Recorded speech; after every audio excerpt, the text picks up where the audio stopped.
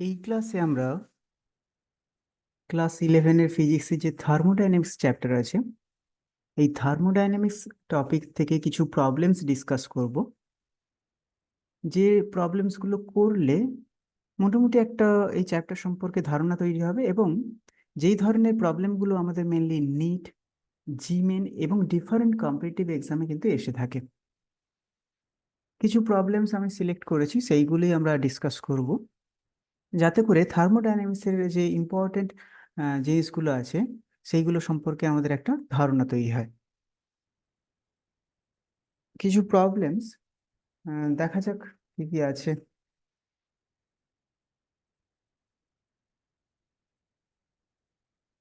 First যেটা আমাদের থার্মোডাইনামিক্সে, দেখো থার্মোডাইনামিক্সে তোমাকে আহ, প্রথমেই বেসিক জিনিসগুলো বই থেকে ভালো করে পড়তে হবে। বেসিক মানে থার্মোডাইনামিক্স হচ্ছে অন্যান্য ফিজিক্সের যে চ্যাপ্টার, তার সঙ্গে থার্মোডাইনামিক্সের একটা বেসিক ডিফারেন্স আছে। থার্মোডাইনামিক্সে অনেক সময় অবজারভেশন বেসড ফিজিক্স বলা হয়। অন্যান্য চ্যাপ্টারে দেখবে অনেক সময় নিউটনস ল, গ্র্যাভিটেশন, এগুলোতে না ল আগে এসেছে, মানে থিওরি গুলো আগে এসেছে, দেন এক্সপেরিমেন্টালি ভেরিফাইড হয়েছে, তারপর সেটা এস্টাবলিশড হয়েছে। কিন্তু থার্মোডাইনামিক্স অনেকটা observation based physics.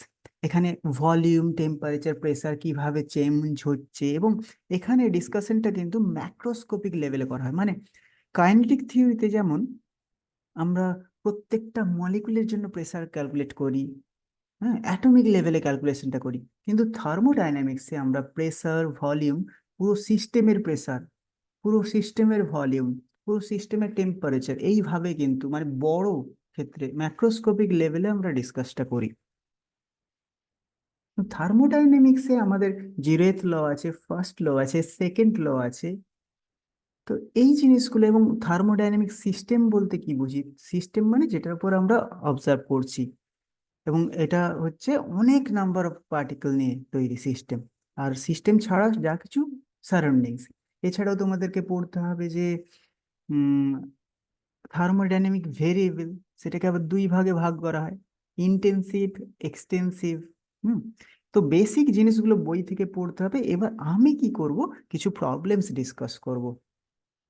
First of all তোমাকে ফার্স্ট লটা ভালো করে পড়তে হবে। তো ফার্স্ট কোশ্চেনটা ডিসকাস করা যাক, এবং এই কোশ্চেনগুলো ডিসকাস করতে করতেই আমি থার্মোডাইনামিক্সে কিছু জিনিস ডিসকাস করে ফেলবো। বলছে, which of the following statement is or are true. কি বলছে যে internal energy of an ideal gas, internal energy.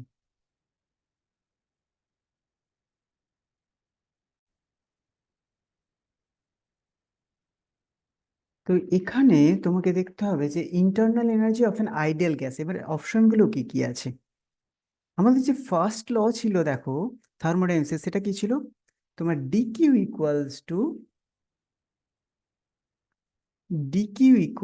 Two DU plus d W. ডিডাব্লিউটা আমরা জেনারেলি ধরি পি, আর ভলিউমের চেঞ্জ। তো যেখানে ডিকিউ হচ্ছে হিট এক্সচেঞ্জ, মানে তুমি হিট সিস্টেমে ঢুকতে পারে, ওর সিস্টেম থেকে বেরিয়ে যেতে পারে। ডি হচ্ছে ইন্টারনাল এনার্জি চেঞ্জ, আর পিডি হচ্ছে ওয়ার্ক ডান। এবার এই যে ইন্টারনাল এনার্জি ডি ইউ, এই ইউ কিন্তু তোমাকে মনে রাখতে হবে, U is a function of temperature only.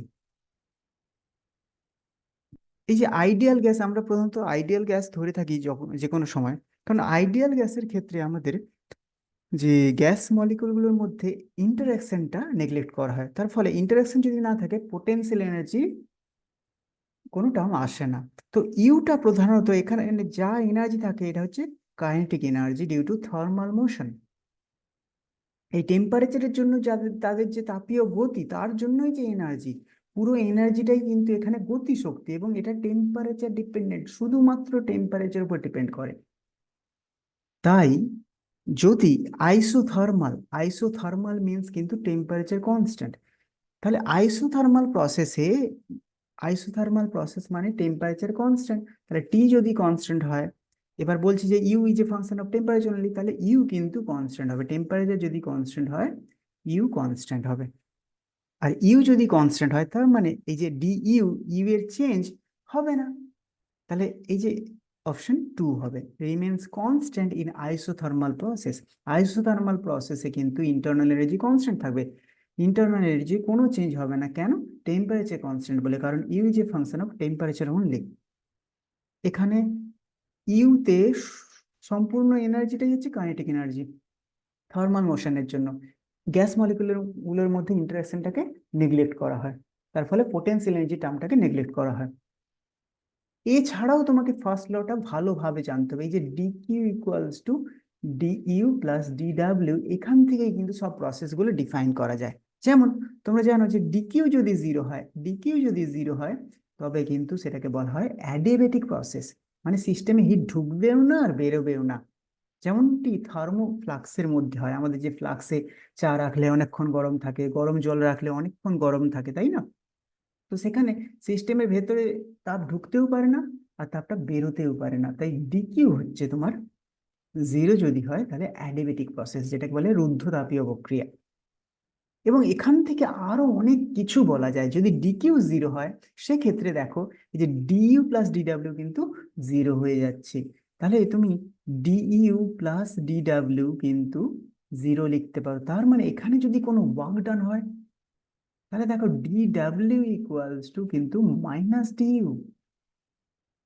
এবার যদি ধরো এক্সপানশন হচ্ছে, ভলিউম বাড়ছে, এবার এই যে ওয়ার্ক ডান জানো তুমি, P del V equals to তাহলে মাইনাস ডিইউ। তাহলে এখানে যদি ওয়ার্ক ডান হয়, পজিটিভ ওয়ার্ক ডান, ধরো গ্যাসের ভলিউম এক্সপানশন হচ্ছে, এক্সপানশন ভলিউম বেড়ে যায় মানে ডিভিটা প্লাস, ডিভিটা প্লাস হয়ে যায় মানে ওয়ার্ক ডান পজিটিভ। তাহলে এখানে যদি পজিটিভ ওয়ার্ক ডান হয় তাহলে দেখো মাইনাস ডিইউ, ইউ এর চেঞ্জটা নেগেটিভ হচ্ছে, তার মানে ইন্টারনাল এনার্জিটা কমে যাচ্ছে। আর ইন্টারনাল এনার্জি যেহেতু টেম্পারেচারের ফাংশন, ইন্টারনাল এনার্জি কমে যাওয়া মানে টেম্পারেচার কমে যাওয়া। তাহলে এখানে বলতে পারি এই যে অ্যাডিবেটিক প্রসেস বললাম যে ডিকিউ জিরো হলে এটাও জিরো হবে, এই যে অ্যাডিবেটিক প্রসেস, অ্যাডিবেটিক এক্সপানশনে কিন্তু দেখো টেম্পারেচার কমে যাবে, গ্যাসটা ঠান্ডা হয়ে যাবে। তো এইভাবে অনেক কিছুই বলা যায়। সিমিলারলি দেখো এই যে ডিইউ যদি জিরো হয়, ডিইউটা যদি জিরো হয়, ডিইউ জিরো হলে তাহলে সেটাকে এক্ষুনি বললাম যে আইসোথার্মাল প্রসেস। সিমিলারলি যে ডিডাব্লিউ জিরো হলে, যেখানে ভলিউমের চেঞ্জ জিরো হলে ডিডাব্লিউ জিরো হয়ে যায়, সেটাকে আইসোকোরিক প্রসেস। এছাড়া পি কনস্ট্যান্ট থাকলে বলা হয় আইসোবারিক প্রসেস। তো ডিটেলসে এই ফার্স্ট লটাকে ভালো করে জানতে হবে। আচ্ছা চলো, অনেক কথাই বললাম, এবার নেক্সট প্রবলেম। হ্যাঁ,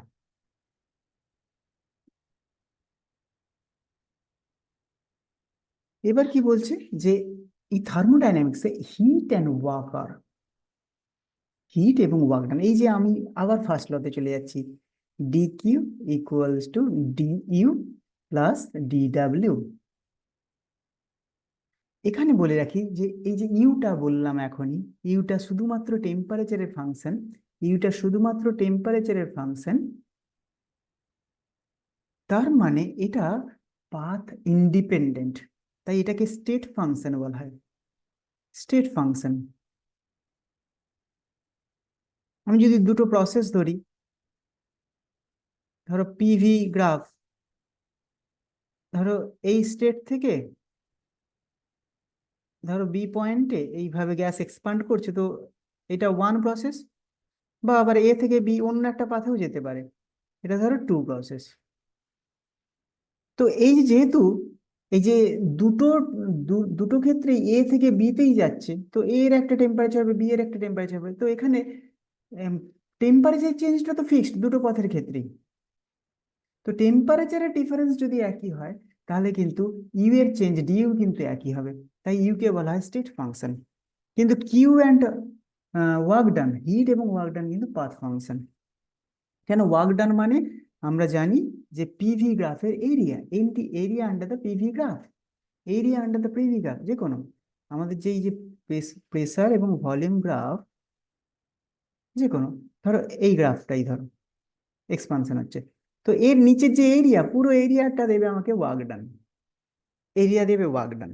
তো এটা যদি এই পথে না গিয়ে, এই পথে না গিয়ে তোমার যদি অন্য পথে যায়, ধরো এই পথে গেল, তখন তো এর নিচের এরিয়াটা কমে যাচ্ছে, এর নিচের এরিয়াটা কমে যাচ্ছে।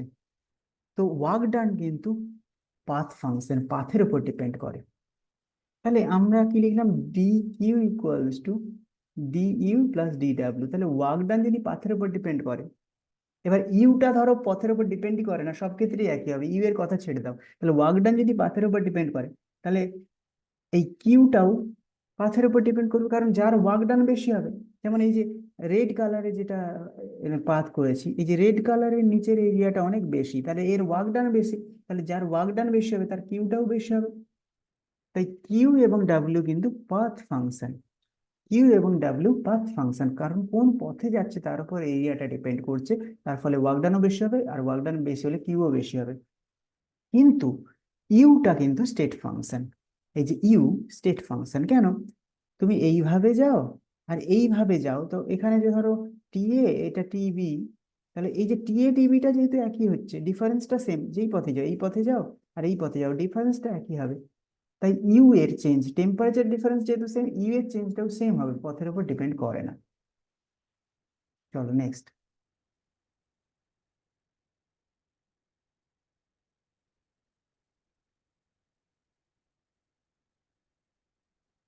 এবার কি বলেছে, এই যেটা আমি বলছিলাম এতক্ষণ ধরে, যে নিচের কোনগুলো কি প্রসেস বলতে বলছে, অ্যাডিয়াবেটিক, আইসোথার্মাল, আইসোবারিক। তো বলেছে কোনটা অ্যাডিয়াবেটিক হবে। এখানে একটা জিনিস অবশ্যই জানতে হবে। দেখো, এটা তো ফিগার থেকে চট করে তোমরা সিলেক্ট করতে পারো। দেখো নাম্বার ফোরটা হচ্ছে, দেখো প্রেসার কনস্ট্যান্ট, একই প্রেসারে আছে, তাহলে নাম্বার ফোর আইসোবারিক। একই নাম্বার ওয়ান হচ্ছে ভলিউম কনস্ট্যান্ট, ভলিউম কনস্ট্যান্ট, এটা আইসোকোরিক, আইসোকোরিক। কিন্তু এই যে থ্রি আর টু, এটার জন্য তোমাদের একটু পড়তে হয়। হ্যাঁ, কে বেশি খাড়া হয়, কোন গ্রাফটা, কোন গ্রাফটা বেশি স্টিপার হয়। তো আমরা কি জানি, অ্যাডিবেটিকের গ্রাফটা বেশি স্টিপার হয়, অ্যাডিবেটিকের গ্রাফটা বেশি স্টিপ হয়, কারণ এই যে পিভি গ্রাফের স্লোপ আমাদের বের করতে হয়। তো আইসোথার্মালের ক্ষেত্রে হয় PV equal to R T T constant, মানে পিভি ইকুয়াল টু কনস্ট্যান্ট। এখানে যদি স্লোপ বের করে দেখবো, স্লোপ মানে এখানে ডিপি ডিভি, ডিপি ডিভি আমরা বের করি, তাহলে এখানে মাইনাস পি বাই ভি হয়। কিন্তু অ্যাডিবেটিকের ক্ষেত্রে হয় এটাই, minus gamma P by V, minus gamma P by V, minus gamma P by V, minus gamma P by V. তো এই যে মোর নেগেটিভ হলে কিন্তু স্টিপার হয়। এগুলো ম্যাথমেটিক্যালি খুব সহজেই বলা যায়। কেন, কেন আমরা ওয়ান ডিতে পড়ে থাকি, যে এই যে ধরো 135 যদি অ্যাঙ্গেল করে, তার tan theta, tan 135 minus one, 135 degree. কিন্তু যদি 150 ডিগ্রি দেখো, 150, এই এর ভ্যালু ট্যান 150 হয় -1/√3। দেখো -1/√3 থেকে -1টা বেশি, তো মোর নেগেটিভ দেখো বেশি খাড়া হয়েছে, স্টিপার। তো মোর নেগেটিভ মানে স্টিপার। সেরকম এই যে অ্যাডিবেটিকের ইকুয়েশন হয় P V to the power gamma equals to constant, তার থেকে স্লোপ বের করলে এই যে মোর নেগেটিভ হয়, তো অ্যাডিবেটিকের গ্রাফটা এটা মনে রাখতে হবে, মোর নেগেটিভ মানে বেশি স্টিপার হবে। তো এখানে দেখো, এই 3 নম্বর থেকে 2 নম্বরটা বেশি স্টিপার, 2 নম্বর হচ্ছে অ্যাডিবেটিক, তোমার আনসার হবে 2। তো আনসার হবে 2, 2 নম্বরটা অ্যাডিবেটিক, এবং 3 নম্বরটাকে তুমি আইসোথার্মাল বললেও বলতে পারো। তারপরে কি আছে, হুম, এই ওই একই আগে যেটা ডিসকাস করলাম, সেটা কম্প্রেশন আর এক্সপানশন। এখানে বলছে কম্প্রেস করেছে, যা ভলিউম ছিল তার হাফ ভলিউমে কম্প্রেস করেছে। তো ওই একই। হুম, এই যে পিভি গ্রাফ, সিম্পল ধরে না পিভি গ্রাফ, দেখো কম্প্রেশন হলে তো এইভাবে হবে, তো আইসোথার্মাল যদি এইভাবে হয়, হেলে যায়, অ্যাডিবেটিক কিন্তু বেশি খাড়া হবে, অ্যাডিবেটিক বেশি খাড়া হবে। হুম, আর আইসোকরিকে তো ওয়ার্ক ডান জিরো হয়, আইসোবারিক মানে এখান থেকে প্রেসারটাই যাবে। তো কার এরিয়াটা সব থেকে বেশি, কার নিচের এরিয়া দেখো, আইসোবারিক, যেটা আইসোবারিক এর নিচের এরিয়া সব থেকে কম। দেখো যেটা বেশি খাড়া, এই অ্যাডিবেটিকের নিচের এরিয়া কিন্তু সব থেকে বেশি হবে। তো অ্যাডিবেটিকে ওয়ার্ক ডানটা বেশি হবে, অ্যাডিবেটিকে ওয়ার্ক ডানটা বেশি হবে কম্প্রেশনের ক্ষেত্রে। এটা যদি এক্সপানশন বলতো তখন আলাদা হবে, ভলিউম বাড়ছে, ভলিউম বাড়লে একটা পয়েন্ট থেকে স্টার্ট করবে। তো এটা যদি আইসোথার্মাল হয়, অ্যাডিবেটিক আরো বেশি খাড়া হবে। তো দেখো অ্যাডিবেটিক নিচ দিয়ে যাচ্ছে, তখন কিন্তু অ্যাডিবেটিকের এরিয়াটা সব থেকে কম, অ্যাডিবেটিকের এরিয়া সব থেকে কম, তখন আইসোবারিকের ওয়ার্ক ডান সব থেকে বেশি, আইসোবারিক সোজা চলে যাবে, আইসোবারিকের ওয়ার্ক ডান সব থেকে বেশি। তো এক্সপানশন কম্প্রেশন, ভলিউম বাড়ছে যখন কমছে যখন, দুটো ক্ষেত্রে কিন্তু আলাদা হবে। এই কোশ্চেনটা খুবই কমন, মানে প্রচুর আসে যে কোনো এক্সামে, এটা খুবই কমন কোশ্চেন। কোন প্রসেসে ওয়ার্ক ডান বেশি হবে কম হবে, এটা খুবই কমন।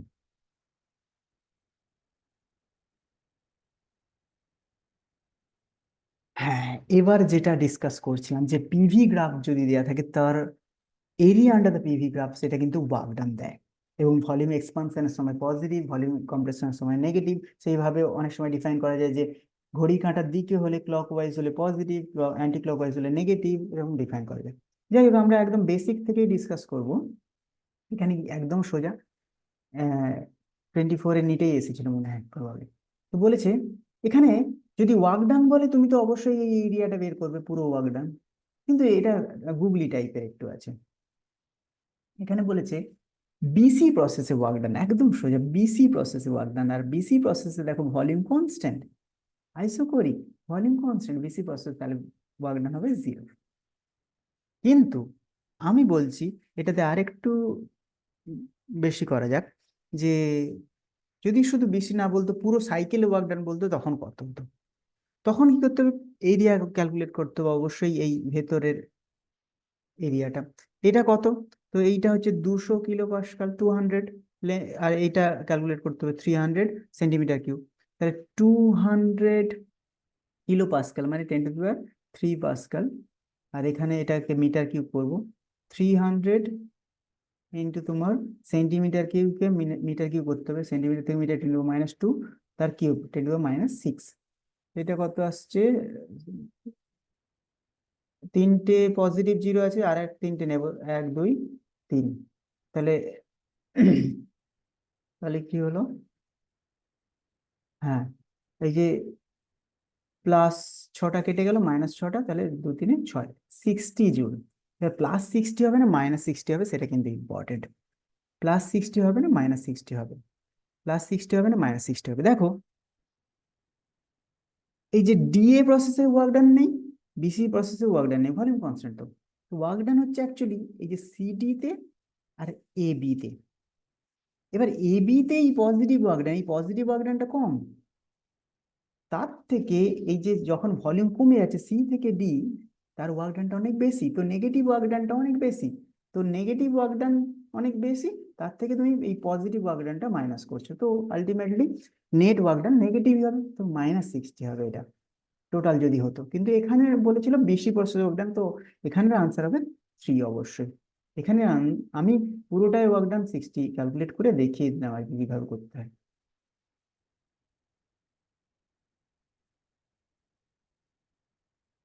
হ্যাঁ, একইভাবে এটাও কিন্তু এরিয়া ক্যালকুলেট করতে হবে, এটাও কিন্তু তোমাকে এরিয়া ক্যালকুলেট করতে হবে, এরিয়া। তো সার্কেলের এরিয়া πr²। এবার রেডিয়াস যে কোনো এই দিক থেকে করতে পারো, ওই দিক থেকে করতে পারো, দুদিকে স্কেলটা একই দেওয়া আছে। তুমি এই দিকেও নিতে পারো আর ওই দিকেও নিতে পারো, যে কোনো। তো πr²। হ্যাঁ, বা প্রেসারের দিকে ভলিউমের দিকে ডাইমেনশন ম্যাচ করানোর জন্য নিতে পারো। তো পাই, দুদিকেই রেডিয়াসটা একই। রেডিয়াস 340 - 60, এইটা হচ্ছে ডায়ামিটার, 340 - 60 ডায়ামিটার। হুম। আচ্ছা, প্রেসারের দিকে আর ওই দিকে হাফ ধরি, তাহলে ইউনিটটাও ম্যাচ করাতে সুবিধা হবে। হুম। তুমি এটাকে রেডিয়াস, তো তুমি এটাকে পাই প্রেসারের দিকেও নিতে পারো, পাই পিভিও বলতে পারো। এই দিকের অর্ধেকটা নেব, অর্ধেকটা 340 - 60 280, তার অর্ধেক 140, পাই 140। আর এই দিকেরও অর্ধেক নেব, এই দিকেরও অর্ধেক নেব, আবার 140, ওই 140² আর কি। এবার কি ছিল?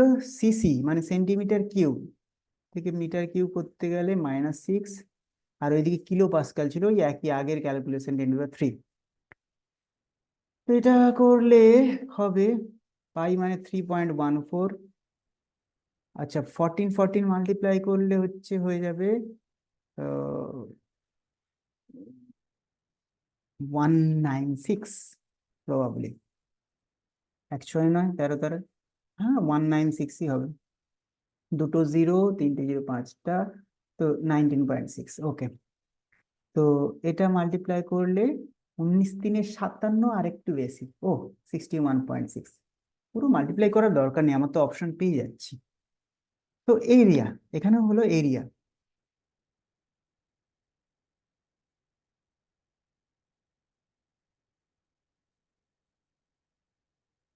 এটা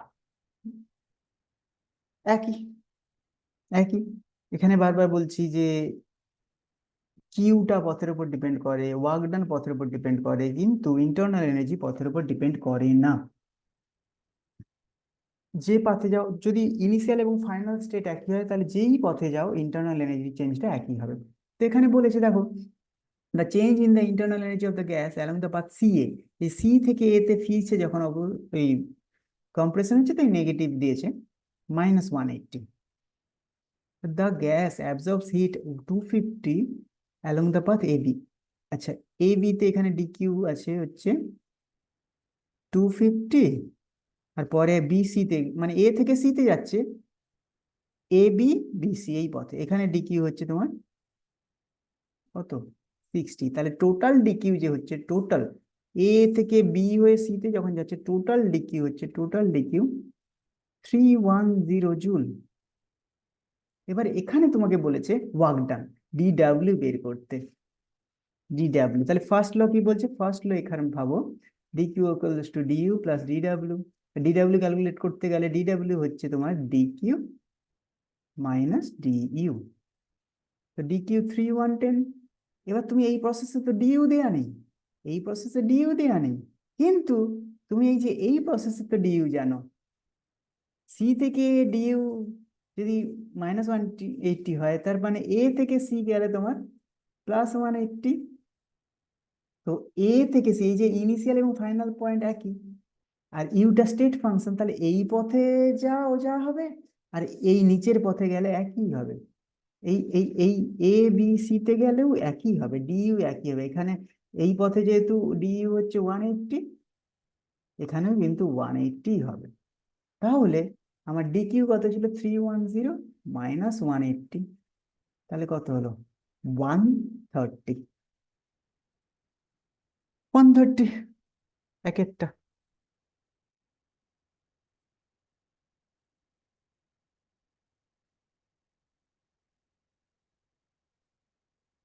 হ্যাঁ, তারপরে আচ্ছা, এই এইটা এবার এসে গেল, মানে অনেকগুলি কনসেপ্টের আমরা করলাম, এবার কিন্তু সেকেন্ড ল এর জিনিসপত্র এসে গেল, কার্নো ইঞ্জিন, কার্নট ইঞ্জিন। দেখো, এটা বিভিন্ন কম্পিটিটিভ এক্সাম এসে থাকে, যেই মেনে তো আসেই, নিটেও আসতো, কিন্তু গত বছর জাস্ট কিন্তু নিটের সিলেবাসে কার্নট ইঞ্জিন মেনশন করা ছিল না। তো যাই হোক, এই বছর কি হয় দেখা যাক। কিন্তু কার্নোট ইঞ্জিনটা খুব বেশি ঝামেলারও নয়। একটা বেসিক ফর্মুলা মুখস্থ রাখতে হয় তোমাদের, কি যে এফিসিয়েন্সি, এফিসিয়েন্সি যদি এটা দিয়ে রিপ্রেজেন্ট করতে পারি, তার ফর্মুলা হচ্ছে 1 - T2/T1, এর টেম্পারেচার ফর্মুলা। বা মনে রাখতে পারো work done by Q1, source থেকে যে হিটটা নিচ্ছি আমরা, যেটা খাচ্ছে, সোর্স থেকে হিট নিচ্ছি, আর ওয়ার্ক ডান, এইটা মনে রাখলেই হয়ে যায়। এবার তাই দেয়া থাকতে, T2 হচ্ছে lower temperature, T1 higher temperature, কি T1 সোর্স থেকে হিট নিচ্ছে, ওয়ার্ক ডান হচ্ছে, এখানে Q1 হিট নিই, ওয়ার্ক ডান হচ্ছে, আর Q2 হিট ছেড়ে দিচ্ছে সিঙ্কি, সিঙ্ক লোয়ার টেম্পারেচারে T2। এই T1 T2 অবশ্যই কেলভিন টেম্পারেচার, এগুলো কেলভিন টেম্পারেচার।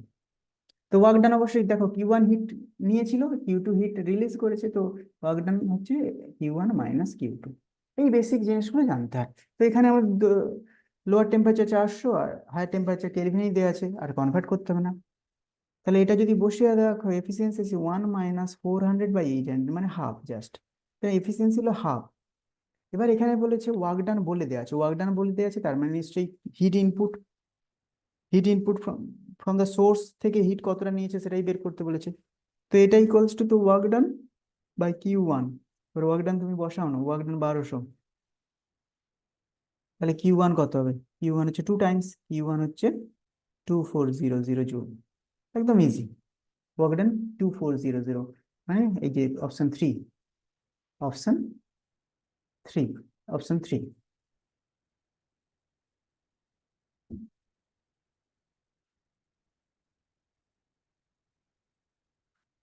এবার আর একটা করব আমরা, তোমার রেফ্রিজারেটরের।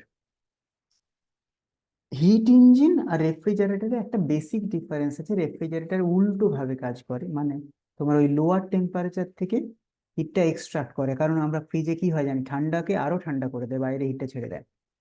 তো লোয়ার টেম্পারেচার থেকে হিটটা এক্সট্রাক্ট করে, তারপর অবশ্যই তোমাকে এখানে মেশিন চালাতে হয়। উইদাউট, সেকেন্ড লতে বলাই ছিল এক্সটার্নাল ওয়ার্ক ডান ছাড়া তোমার এই ঠান্ডা থেকে গরম জায়গায় হিট ট্রান্সফার করা সম্ভব নয়। এখানে ওয়ার্ক ইনপুট দিতে হবে এবং তারপরে বাইরে ছেড়ে দেবে হিটটা T1-এ, বেশি টেম্পারেচারে। তো এখানে কোএফিসিয়েন্ট অফ পারফরমেন্স দেওয়া আছে, এবং কোএফিসিয়েন্ট অফ পারফরমেন্স বিটা দিয়ে রিপ্রেজেন্ট করে, তার ফর্মুলা ছিল তুমি ইনপুট ওয়ার্ক ডান দিচ্ছ আর হিট এক্সট্রাক্ট করছো Q2 অবশ্যই। টেম্পারেচার দিয়েও এটাকে রিপ্রেজেন্ট করতে পারো, মানে T2, আর ওয়ার্ক ডান হচ্ছে T1 মাইনাস T2। আচ্ছা, বিটা 5 দেওয়া আছে, 5। এবার পুরোটাকে উল্টে দিচ্ছি, 5 = T2, T1 মাইনাস T2। 1/5 = কি হয়ে যাবে, T1 মাইনাস T2। এটা সলভ করতে সুবিধা হবে। এটা হয়ে গেল তাহলে T1/T2 -1, ওয়ানটা ওইদিকে প্লাস করে দাও। তাহলে কি হচ্ছে, T1/T2 = 6/5, 1 প্লাস হয়ে গেল 6/5। তো T1, হ্যাঁ সারাউন্ডিং টেম্পারেচার বের করতে হবে। T2টা দেওয়া আছে ফ্রিজারের টেম্পারেচার 20 ডিগ্রি। 6/5 ইন্টু 20 -20 মানে 273 প্লাস, মানে 273 অ্যাড করতে হবে কেলভিনে। তো 253 কেলভিন মাল্টিপ্লাই করলে 5 দিয়ে ক্যান্সেল করলে কি হবে, 5.30, 5.6, মানে হ্যাঁ 51, হ্যাঁ 50.6, তাহলে 56 আর 300, আর 0.6, 6 6 36, 3.6, তাহলে 303.6 কেলভিন। এবার ডিগ্রি সেন্টিগ্রেডে -273 করতে হবে, তাহলে ওই 31, 2, অপশন 2। আর আছে কি, না আর নেই। ওকে। তো থার্মোডাইনামিক্সটা বেসিক থেকে পড়ে এই ধরনের কিছু প্রবলেমস দেখলে আশা করি তোমাদের কম্পিটিটিভ এক্সামগুলোতে হেল্প